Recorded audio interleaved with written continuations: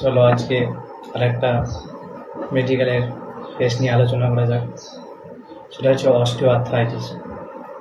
Osteoarthritis কি, যে এখানে তোমার অস্টিওআর্থ্রাইটিস হচ্ছে যে ডিজেনারেশন অফ জয়েন্ট, মানে কি হয় সেখানে কার্টিলেজে অ্যাফেক্ট হয়। বা কার্টিলেজ অ্যাফেক্ট হলে কি হয়, ধরো একটা জয়েন্ট, এবার এই জয়েন্টের মধ্যে কার্টিলেজ থাকে।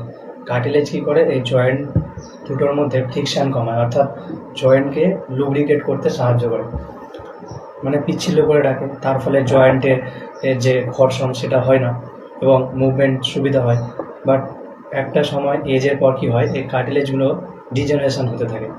এবার ডিজেনারেশন হওয়ার কারণে কী হয়, সেই জয়েন্টে পেন হয়, তারপরে বয়স হলে সেই জয়েন্টের মধ্যে একটা আওয়াজ হয় আলাদা টাইপের এবং ব্যথা হয়।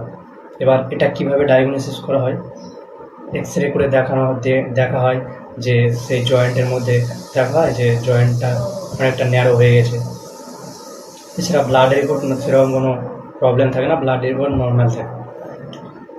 এরপরে হচ্ছে ট্রিটমেন্ট কি, ট্রিটমেন্টের ক্ষেত্রে যেমন হচ্ছে NSAID অর্থাৎ non steroidal anti inflammatory drugs, যেমন আইবুপ্রোফেন, তারপরে প্যারাসিটামল রয়েছে, যেগুলো NSAID টাইপের মেডিসিন রয়েছে সেগুলো দেওয়া হয় ব্যথার জন্য। তারপরে অ্যানালজেসিক, এই মেডিসিনগুলো দেওয়া হয়। আর আছে যে ফিজিক্যাল এক্সারসাইজ, মনে হচ্ছে ফিজিওথেরাপি, যেটা তার লাইফস্টাইলটা মেনটেন রাখা এবং সেই জয়েন্টের ওপর ওভারলোড না দেওয়া। এই জন্য ফিজিওথেরাপি প্লাস মেডিসিন কম্বিনেশনে বেশ ভালো রেজাল্ট আসে এবং এটা এই অস্টিওআর্থ্রাইটিসটা ম্যানেজ করা যায়। বাট এটা কিওর হয় না, বাট ম্যানেজ করা যায়। Thank you. চলো আজকে আরেকটা মেডিকেলের কেস নিয়ে আলোচনা করা যাক। সেটা হচ্ছে অস্টিওআর্থ্রাইটিস কি, যে এখানে তোমার অস্টিওআর্থ্রাইটিস হচ্ছে যে ডিজেনারেশন অফ জয়েন্ট, মানে কি হয় সেখানে কার্টিলেজে অ্যাফেক্ট হয়। বা কার্টিলেজ অ্যাফেক্ট হলে কি হয়, ধরো একটা জয়েন্ট, এবার এই জয়েন্টের মধ্যে কার্টিলেজ থাকে। কার্টিলেজ কী করে, এই জয়েন্ট দুটোর মধ্যে ফ্রিকশান কমায়, অর্থাৎ জয়েন্টকে লুব্রিকেট করতে সাহায্য করে, মানে পিচ্ছিল করে রাখে। তার ফলে জয়েন্টের যে ঘর্ষণ সেটা হয় না এবং মুভমেন্ট সুবিধা হয়। বাট একটা সময় এজের পর কী হয়, এই কার্টিলেজগুলো ডিজেনারেশন হতে থাকে।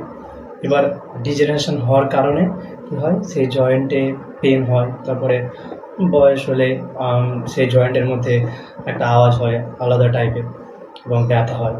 এবার এটা কিভাবে ডায়াগনোসিস করা হয়, এক্স রে করে দেখা হয় যে সেই জয়েন্টের মধ্যে দেখা হয় যে জয়েন্টটা অনেকটা ন্যারো হয়ে গেছে। এছাড়া ব্লাড রিপোর্ট সেরকম কোনো প্রবলেম থাকে না, ব্লাড রিপোর্ট নর্মাল থাকে। এরপরে হচ্ছে ট্রিটমেন্ট কি, ট্রিটমেন্টের ক্ষেত্রে যেমন হচ্ছে NSAID অর্থাৎ non steroidal anti inflammatory drugs, যেমন আইবুপ্রোফেন, তারপরে প্যারাসিটামল রয়েছে, যেগুলো NSAID টাইপের মেডিসিন রয়েছে সেগুলো দেওয়া হয় ব্যথার জন্য। তারপরে অ্যানালজেসিক, এই মেডিসিনগুলো দেওয়া হয়।